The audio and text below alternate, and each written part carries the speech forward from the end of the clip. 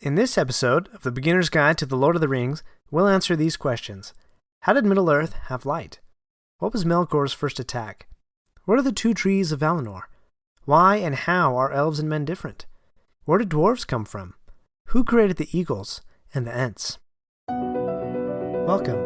In The Beginner's Guide to the Lord of the Rings podcast, we explore the foundational, epic stories from the deep past of Middle-earth. If you enjoyed J.R.R. Tolkien's books, or maybe just Peter Jackson's movies, or perhaps you're excited for the new Lord of the Rings TV series by Amazon Studios, and you want to dive deeper into the rich world of Middle-earth, then listen and subscribe. Mago Vanyan, fellow wanderers. Today in Middle-earth, December 23. Nothing really exciting happened, but on December 20th, in the year 3019, the Hill and Bag End, Bilbo and Frodo's home, is restored after the battles in the Shire, which took place in the books, but not in the movies. This tidbit comes from Today in Middle-earth History Calendar on the OneRing.net. One of the things I love about Lord of the Rings are the maps. You gotta have a map if you're gonna have an epic fantasy story like J.R.R. Tolkien's. So we're gonna do a quick map check here. We discussed before the creation of Middle-earth through the thought of Iluvatar and the music of the Ainur. Now the Valar are preparing the earth for the coming of the children of Iluvatar, even though Melkor, the enemy, seeks to corrupt their work. If none of that makes sense, check out the previous episode. Thus far, a record of time has not been kept, but we are about to enter into the first age of Middle-earth. These stories are from the Silmarillion, a collection of tales written by J.R.R. Tolkien and published by Ballantine Books in 1977. Let's begin. So far, the only light source for Middle-earth that has been created is the stars. The stars are the craft of Varda, also named Elbereth, to whom is given the responsibility of light. For a moment, the Valar, the powers of the world, are enjoying a bit of peace, thanks to a newly come Valar named Tolkas, a mighty warrior who caused Melkor to flee for a time. As seas and lands begin to settle, and Yavanna, that queen of the Valar, who creates all plant life, she must have one amazing green thumb, sows the seeds that she had designed. Then the Valar realize that they need a light source greater than the stars, as beautiful as those may be. So Aulë, the craftsman, builds two ginormous lamps, and into these lamps Elbereth pours a great light. The Valar place one lamp each on the north and south ends of the earth, so basically the world was lit as it were in a changeless day. That's only possible because the lamps were placed on extremely tall towers that dwarfed even the tallest mountains. Under the light from these lamps, the seeds of the earth take root, at first producing mosses, grasses, and ferns, with plants even more beautiful to come. Then, beasts start to roam the grassy plains. The Valar marvel at their work, especially the new-made green, and were content. So content that they decide to have a feast day to celebrate their progress. As part of the festivities, Tolkas, that great laughing warrior, and Nessa, a queen of the Valar, are wed. However, Melkor watched from afar, and received reports from his spies among the Maiar, remember that lesser class of spirits of which Sauron is a member, and his jealousy deepens. In his arrogance, he thinks he's strong, and the more he sees the beauty growing upon the earth in its first spring, the more his hate grows inside himself. Because of their contentment and the great light of the lamps, the Valar fail to perceive Melkor as he builds for himself a great stronghold, deep in the earth and far from the lights. He names this stronghold Autumno, and from that place poison seeps into the clear waters and beautiful growing things. Because of this rot and poisoning, the Valar figure out that Melkor is back, and though they seek for him, they cannot find his dark and cold hiding place. Then Melkor and his servants come forth suddenly to war, and attack the two lamps. They cast over the great pillars that held the lamps, spilling the fire that was in them, and the light goes out, plunging the world into darkness. The falling of the great pillars causes earthquakes and tumults all over the young earth. In the confusion and the darkness, Melkor escapes back to Autumno. And though the Valar seek to overtake him, the greater part of their strength was needed to calm the earth and hold back the convulsions, in an attempt to save their work, and for fear that somewhere, already, the children of Iluvatar may have come. So the spring of the world had ended. In the wake of destruction, the Valar establish a new home in the farthest western reaches of the world. This land they named the Land of Aman, and around it they raised a wall of mountains. On the tallest of these mountains, Manwë, the High King of the Valar, set his throne.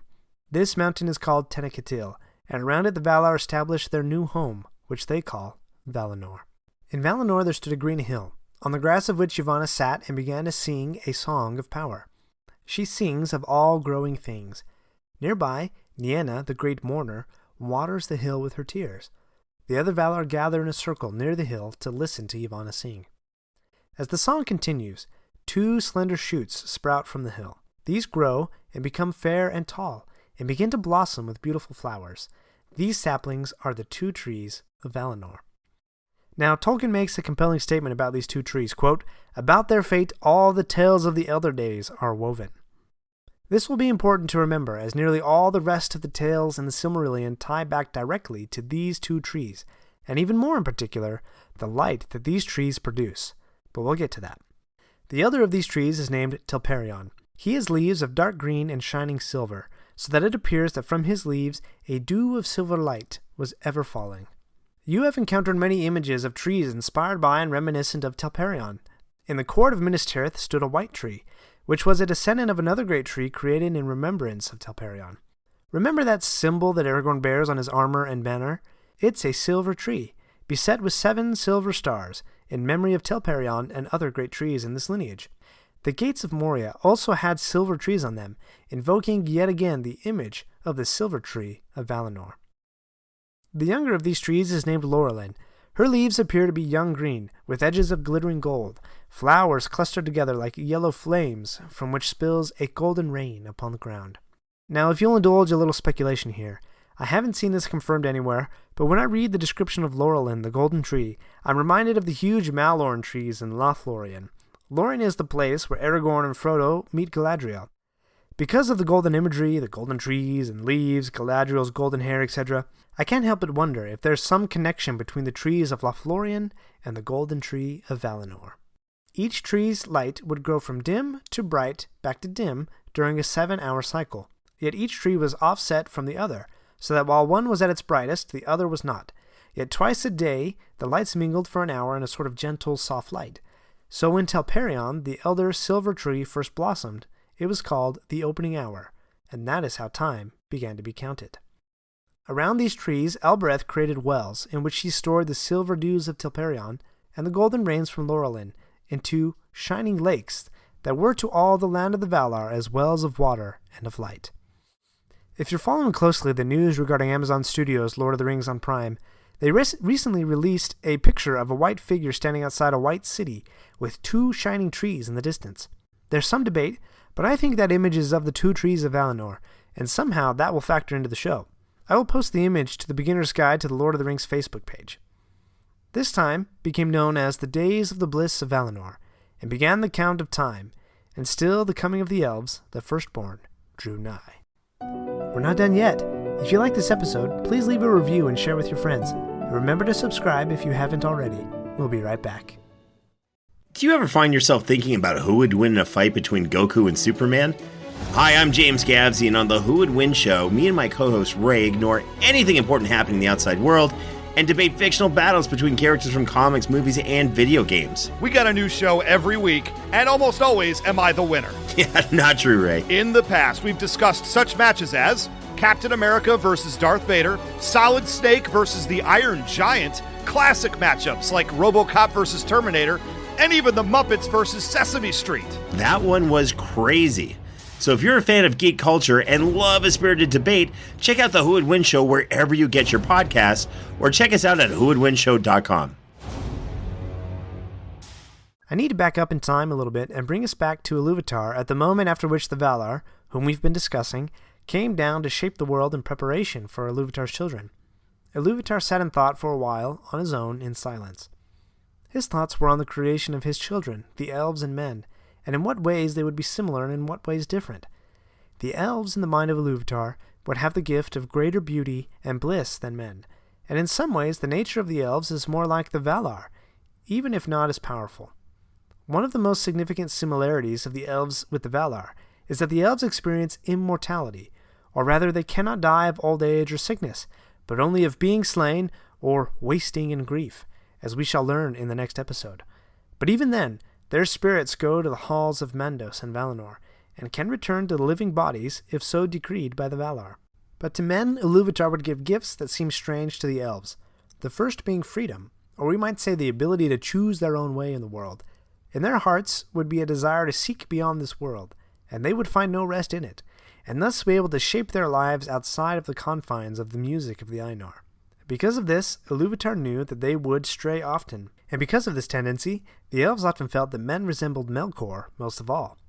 With the gift of freedom came another gift that the elves found strange, the gift of death. Where the souls of men dwell, not even the elves know. But Iluvatar knows that through all the ages of time, even the Valar will begin to envy this gift. The gift of death is what gives meaning to men's lives. Because they know their time is short, they often hasten to impact the world and leave their mark. This, I think, is another underlying theme in The Lord of the Rings. The elves seem to grow and pass on with the land, whereas the races of men tend to build and leave huge monuments of their greatest achievements. Remember the Argonath? Those huge stone statues that Aragorn has longed to see on the River Anduin after they leave Lothlorien? Stephen Colbert, who is a huge Lord of the Rings fan, has a long, off-the-cuff monologue about this idea. Google it, and you'll find it. While Iluvatar intends for a short life to be a gift to men, Melkor corrupts it. He draws a shadow over death, turning hope into fear. When we talk of the kings of Numenor in the Second Age, you'll see this corruption in action. You may even remember some passages in the books, where the stewards who rule Gondor begin to think more of the dead than of their own children. While Iluvatar is thinking about his children, the elves and men, let's return to Aulë, the master craftsman. Aulë really looked forward to the coming of the children of Iluvatar, so that he could start teaching them all the things that he had learned in regards to crafting and creating. In his excitement, he created the 7 fathers of the Dwarves. He didn't quite know what form the children of Iluvatar would take, and in response to Melkor's destructive actions, Aulë made the dwarves tough, strong, and stubborn. Then he began to teach them the language that he had devised for them. But in that moment, Iluvatar comes to Aulë and asks him why he had created the dwarves, and gives an important lesson, that living things can only be truly independent when they come from the mind of Iluvatar. Aulë, in penance and grief, takes up a giant hammer to smash the dwarves, but Iluvatar has compassion because of Aulë's desire and humility, and gives life to the dwarves. Aulë says, "May Iluvatar bless my work and amend it." Iluvatar answers that he will amend Aulë's work in no other way than to provide them their own independent life. However, he cannot allow the dwarves to come to the world before the elves, as Iluvatar designed. So the dwarves are put to sleep until after the coming of the elves, when Iluvatar shall wake them. And he forewarns Aulë that strife shall arise between thine and mine, the children of my adoption and the children of my choice. I love this little story because it begins to paint the picture of the sibling rivalry that exists between the elves and dwarves. You remember the cold rivalry that turned to friendship between Legolas and Gimli? Even Legolas' father, Thranduil, turning away aid after Smaug the dragon drove the dwarves from their home in the Lonely Mountain. This rivalry is ancient and will come into play in later stories. An important piece of lore among the dwarves is that they believe that when they die, their spirits are gathered into a special reserved place in the halls of Mandos, and that the spirits of the 7 fathers live again among their own race and have the same names. Durin is prominent among these. He became friendly with the elves when he was the lord of Khazad-dûm, or Moria. After the dwarves are put to sleep, Aulë tells his wife Yavanna of all that he had done. She notes that Aulë is happy for his creation, but in her heart she knows that the dwarves will have little love for the creations that are in her care. She prophesies, "Many a tree shall feel the bite of their iron without pity." Aulë responds that the children of Iluvatar will behave in the same way, since they will have dominion over all things that grow. Yavanna confirms that the children of Iluvatar will have dominion with Manwë, the High King of the Valar and Lord of the Winds. She mourns that her creations will ever be under the dominion of others. Manwë asks what she loves most and would reserve from dominion if she could. She holds the trees most dear in her heart, and after pondering this and the music of the Ainur that created the world, Manwë grants Yavanna her wish, that when the elves awaken, Yavanna can call forth spirits, of the Maiar we may assume, to inhabit some of the trees, and there be held in reverence, and their just anger shall be feared. Along with these great moving trees, Manwë will send the eagles, also called the Lords of the West. Yavanna rejoices, saying that her trees will be tall so that the eagles can dwell therein. But Manwë says, "In the mountains the eagle shall house, but in the forests shall walk the shepherds of the trees." So the world of Middle-earth was first lit by great lamps, and then by the 2 trees of Valinor. These trees and their light will shape the course of events of the first age of Middle-earth. The nature of elves and men are different, with men receiving the gifts of freedom and death from Iluvatar. Dwarves were created by Aulë, which caused some sibling rivalry with the elves, but also inspired Yavanna to create Ents and Manwë to send the eagles. What comes next? The world is ready for the coming of the firstborn. My friends, if you enjoyed this episode, let me know by subscribing, leaving a review, and sharing with your friends. Until tomorrow, remember, not all those who wander are lost.